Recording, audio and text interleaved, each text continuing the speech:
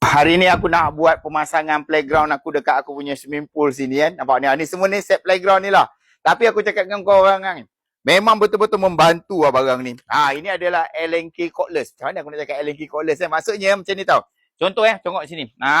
Tengok sini. Sini kan. Ini kan semua pakai set Allen key ni. Ini kalau nak pakai manual ni.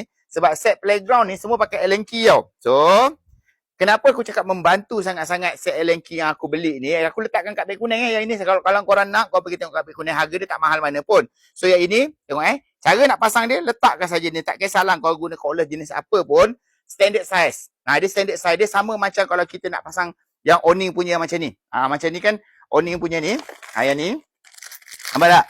Dia standard size je. Dia sama dengan size yang macam ni. Buka, masuk kan. Okay, yang ini Allen key. Dia masuk macam ni. Okay, kau tengok Kenapa aku cakap sangat membantu? Nampak? Cerita nak apa? Nak ikat kan? Nak buka ke? Nak kunci ke? Sangat-sangat senang kan? Membantu sangat lah. Nasib baiklah aku beli Allen key set ni. Okay, yang ini memang betul-betul function. Dia punya size sampai berapa tau? Dia punya size daripada 1.5 sampai 8. Memang besar lah. 8 ni dah kira besar dah ni kan. So jadinya yang ini sangat-sangat membantu. So aku nak share dengan korang. Harga tak mahal. Kau pergi tengok dekat beg kuning. So yang ni kau kena grab satu lah. Senang sangat-sangat nak buat kerja. Sebab dia jenis straight. Kau boleh pasang dekat cordless. Tak payah lagi nak ikat-ikat. Nak pasang almari ke. Nak buat kerja-kerja macam aku nak installation apa-apa semua kali ni.